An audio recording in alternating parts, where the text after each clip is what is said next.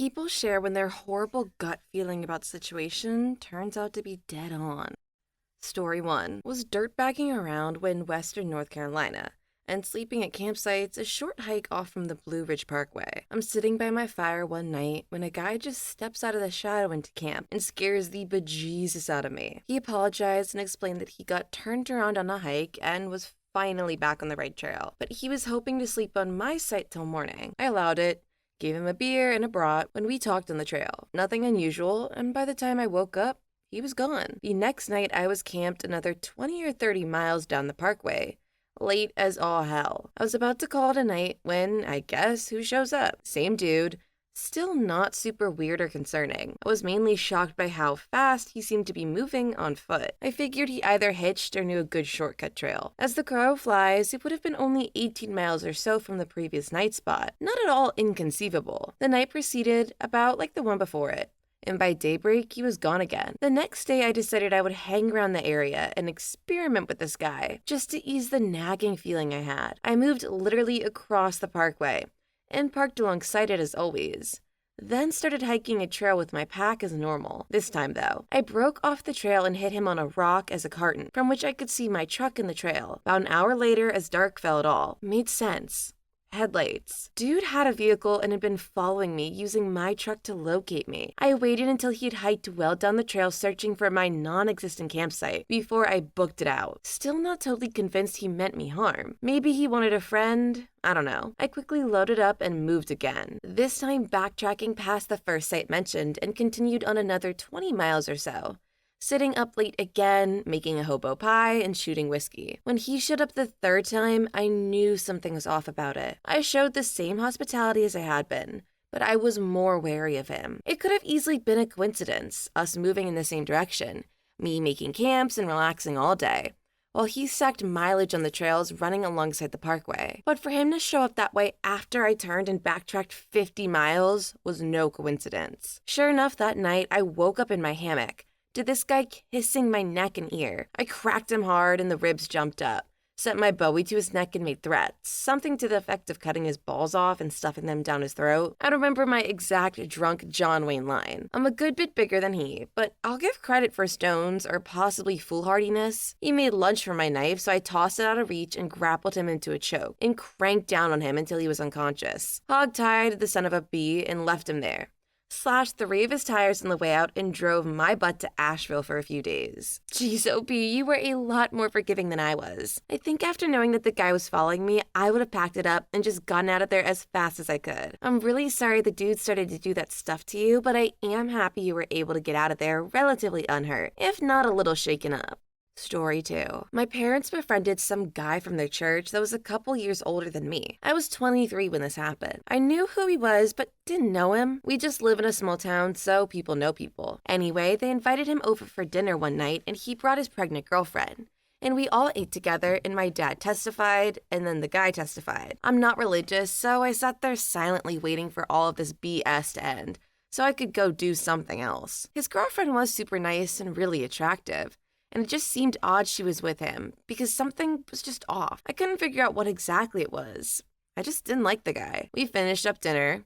I retired to my room to do whatever. They sat around in the living room with my parents, then left a couple hours later. A few days go by. I think nothing more of the guy, and then he shows up one afternoon when I happen to be home, and my parents are at work, telling me he desperately needs to talk to my dad about something. I tell him to come back later, but he doesn't show up. Life returned to normal. I was busy with a lot of things, so I basically forgot about the guy. Then, one day, he turned up again, and he was barely in the door after my dad invited him in the house. And he hit my dad up for money, said he was really struggling to get by. His pregnant girlfriend couldn't work. It was super hard to support her, etc. My dad thankfully didn't give in and instead told the guy he'd discuss it with my mom. Of course, when that happens, my mom steadfastly refuses, because we've never been the type to do with anyone. And most certainly weren't going to start with this guy. Thankfully, he doesn't come back over to the house, but I catch bits and pieces, and then tell my parents about interacting with him through church, until one day I learned the girl finally had the kid. They were doing okay, and suddenly I just didn't hear about him anymore, period. Until a few months later when he beat the living hell out of her, and killed himself. Thankfully, nothing happened to the baby, and she ended up okay. And then after his death, it came out that he had scammed a lot of people from the church out of money for all sorts of various reasons. So he was a liar, a thief, and an abuser. And my parents had shared a dinner table with him, and my parents had tried to be friends with him. I knew something was off that night.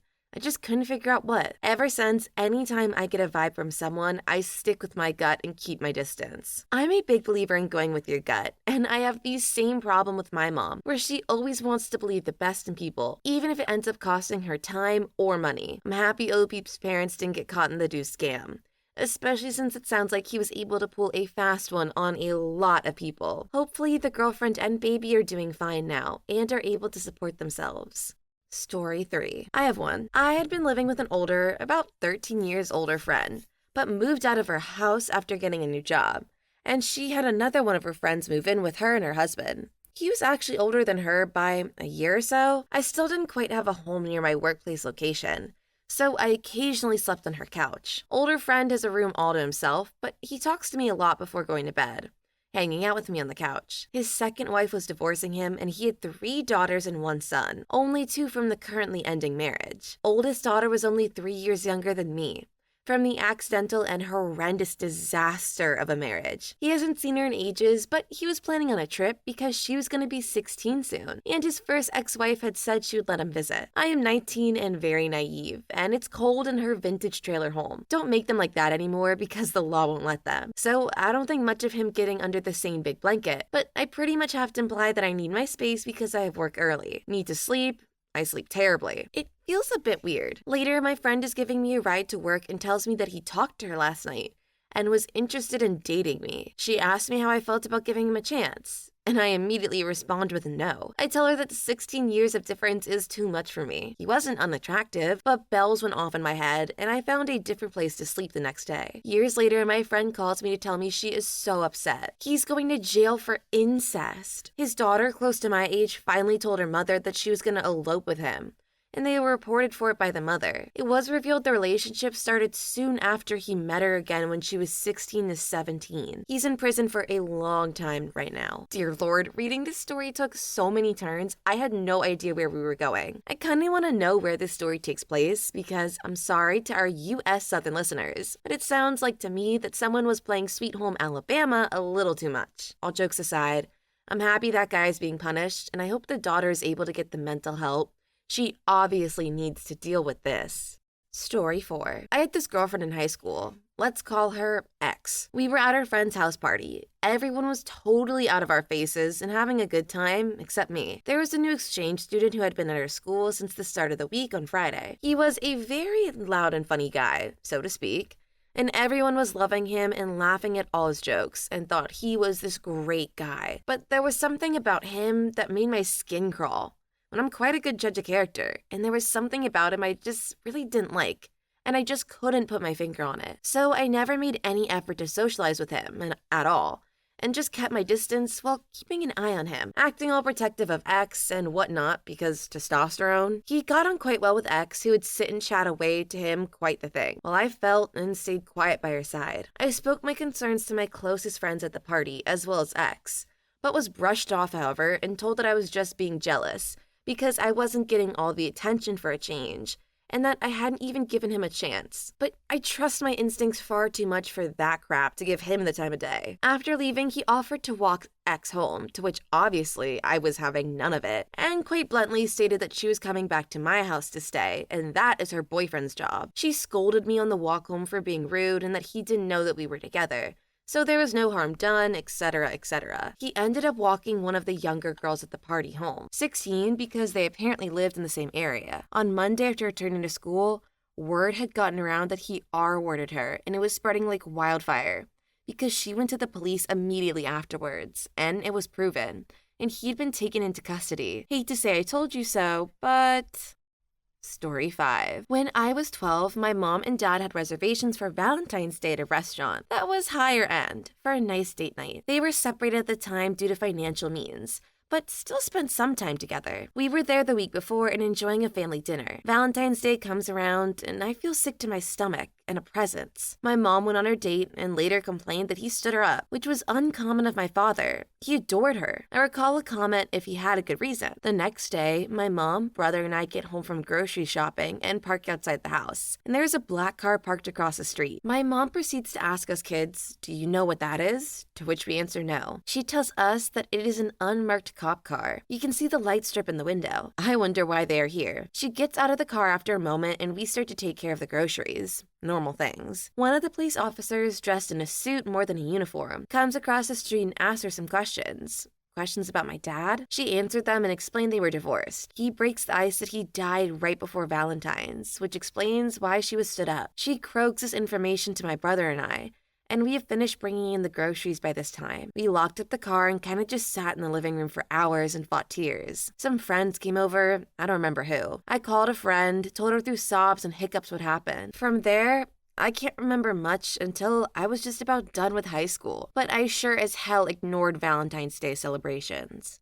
Story 6. There was a guy in my astronomy class in college that always gave me terrible vibes. He would sit too close to me at the lab tables, make up weird nicknames for me, stare at me the whole hour-long class, complain to the teacher that nothing he taught could be correct, because God is all important, so science and planets cannot exist. He just gave off a R-wordy/bully vibes, and everyone was scared to be near him. Of course, he always bullied his way into my lab group. One day, he comes in super high. I'm not sure what he took, but his eyes are like glazed over golf balls. He's shaking, muttering, laughing under his breath. Then he gets really still at the end of the class and seems emotionless, but scoots so close to me he's sweating on me. He says I'm gonna come with him and get in his car. He now starts twitching and his eyes are going in and out of focus. I don't even want to know what he was thinking about. I say no, thank you, and jump out of my seat and head towards the door, trying not to make a scene but get far away. He runs in front of me in the hallway though. Luckily, a guy I know gets in between us and starts talking, trying to distract him. He acts as if he has no idea why I'm upset because he had never even talked to me and he was trying to help. My friend then walked me out of the building and I left. Nobody ever saw this creepy guy after that moment. He disappeared and ended up not even being on a record for the class as far as we know. But there were odd rumors about him. To this day, I look behind me on my walk home to make sure he's not there. I have a quick story of my own to add here. I had this guy in home ec class who loved to tease me because I was a pretty religious kid growing up, and I would wear this cross necklace my mom bought me. I never really liked him, and I always asked the teacher to move his seat from mine, but she never did. Until one day, he started screaming variations of Hail Satan at me and broke my necklace. So yeah, I definitely sympathize with OP here. Story 7. I'm a leasing agent at an apartment complex. I leased to a family who was a bit rough around the edges. They were super nice and were pretty much homeless trying to get back on their feet. It's a mother, older daughter, mom's boyfriend. I cried when they almost didn't qualify for income, as we require 3 times the rent. When they came to sign their lease and move in, I met the youngest daughter. I had a weird feeling about her. I lived at this complex as well, in a building next to them. One night, we went out to eat with my boyfriend's mom and grandma. They wanted to see the apartment afterward. My boyfriend assisted his grandma to the apartment, and I ran ahead with keys to unlock the door. I didn't think of locking his car. That was the first time we've left either of our cars unlocked. I'm not sure why he didn't think of grabbing his backpack on the way in, but it had both his work computer and school computer inside. You guessed it, the bag was stolen. I imagine it was most likely some bad teens in the neighboring communities we've been having problems with. He asked if I could see anyone who lives in our complex doing that. My coworker and I both thought this family was the only one we thought could have been involved. Come to find out, it was the youngest daughter of my move-in. We don't screen minors, so we are unable to see her criminal background if she had any. After finding the computers, the police linked her to aid other thefts in the area. They informed us she's also in a gang. It felt so weird to know the person who robbed you, and I also kind of felt bad knowing the family's situation. Story 8. I was in my second year of community college. I've been befriended by a guy that I had a crush on dating back to the previous semester, as he'd been in a previous class of mine and it was the end of summer break. We, at the beginning of the first week of school, made a range of months to go do something together the coming Friday. All throughout the week, I had this nagging feeling that he was going to cancel on me. It wouldn't go away despite anything I did to assuage myself. I even texted him Thursday night and asked if we were still on, and he said yes. I, feeling slightly stupid, reassured myself that he was as good as his word. Friday afternoon rolled around, and my classes were over. I had roughly a 4-hour wait time between them and when I was going to go to the place. I walked around town, both elated and fighting the gut feeling until it was time to go. I got there, waited 10 minutes, and then checked my text messages. He had canceled on me 20 minutes before. Now, to be clear, I wasn't upset that he'd canceled on me, but rather when he did. I would have totally understood if he canceled that morning, or hell, even that afternoon. But to cancel 20 minutes before we're supposed to meet, especially when I knew I lived an hour from him, there was no way he knew I'd waited in town for 4 hours. It was just plain out not okay. Story 9. I had a really odd illness about 10 years ago. Started on a Wednesday with a very perpetual itch on my foot, which was odd. But I chalked it up to bad socks or something. Next day, I feel like utter garbage. I could barely move. Now, my parents are doctors and they never used to trust me when I said I was sick. But I was straight up unable to get out of my bed. After an argument, I stayed home. Next day, I was perfectly fine. It was my birthday. We went out, no issues. Day after that, I felt really funky. I told my parents it's time to go see a doctor. They didn't believe me. The fact that I had gone from fine as sick as hell to fine seemed justifiably fishy, and they were more than a bit suspicious. Day after that, however, I was in extreme pain. This time, I straight up demanded to be taken to hospital. When we arrived there, I was taken in a wheelchair. I could essentially barely move because of the extreme pain. Long story short, my heart almost stopped beating and I was in the ICU for 6 days. If I hadn't demanded to go to the hospital and my parents hadn't caved right then and there, I would definitely be dead. To this day, the cause of the illness is completely unknown, but I know my body and I know when something just isn't right. I knew from the itch on the first day, but it took 4 days of progressively worse symptoms to convince anyone. I can't say I blame OP's parents for being a little suspicious, especially with them suddenly having no symptoms on their birthday, but I am happy OP put their foot down to go and get help when they needed it. You know your body best, and it makes sense that you know when you need help. Story 10. I seem to have a better weather sense than my family/friends. 2 examples. On a cross-country bike trip, I believe we were in Missouri at this point, there were some clouds building up, but by the looks of it, didn't seem much more threatening than rain. But in my gut, I felt like there was something big coming. I kept telling my dad that we better start looking for some cover soon, and he kept shrugging it off, being like, if it rains, it rains. Suddenly, the wind picked up considerably, and the thunder started crumbling, and it became clear that a big butt storm was about to blow through. We pulled off at a church, but all the doors were locked, so we had to take shelter on the front porch and hope no tornadoes touched down. Then, another summer day, my brother and friends planned on going out on the vote. It was kind of gray out there, and there were calls for scattered storms. But once again, my gut was telling me, nope, not today. Don't go out. They didn't listen to me and they got caught out on the bay in a severe thunderstorm where a microburst was not a mile away from where they were taking down trees and whatnot. They only barely got off the water before it got bad, while I sat at home safe and sound. Story 11. When I was a manager at a fast food restaurant in Minnesota, the owner hired a new guy. He was really weird though. Something was off. Could tell within the first 5 minutes of meeting him for some obvious reasons. He flailed his limbs while talking and walked weirdly. He also called us while in the building during his lunch break, asking to speak with the manager. Except he called and acted like a lady who was served by this guy trying to give himself positive reviews. Literally, you could see the dude hunched over at the table in the back corner, talking on his cell phone, and he passed out of the register twice, during the lunch rush of all times. He ended up getting fired for stealing $120 from our cashier drawer, but was terrible at covering it up. Security footage proved how much of a moron he was while trying to steal it. Obviously looked to the left and right every time he took a $20 bill. Anyways, one of our employees did a brief research on this dude, and found that he was a criminal from Florida, but a pretty dumb criminal if you ask me. Story 12. Last year, I was sent to a company-paid convention in Vegas. I also got my bonus around the same time, so I invited my sister who lives across the country and was struggling with PPD to come along, my treat. She told me her husband didn't even hesitate telling her to go for some reason. That just gave me an odd feeling. She had a friend and her friend's son staying with her,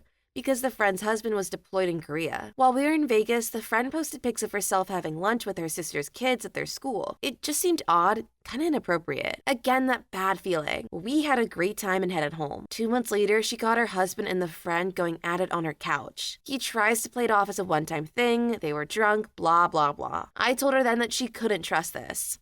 Friend needs to go somewhere else and he needs to come clean. Turns out he was screwing the friend the whole time she stayed with him, including while she was getting a break from somhood with me in Vegas. Freaking buttholes. Jeez, it sounds like the friend wanted OP's sister's life and was trying to steal it.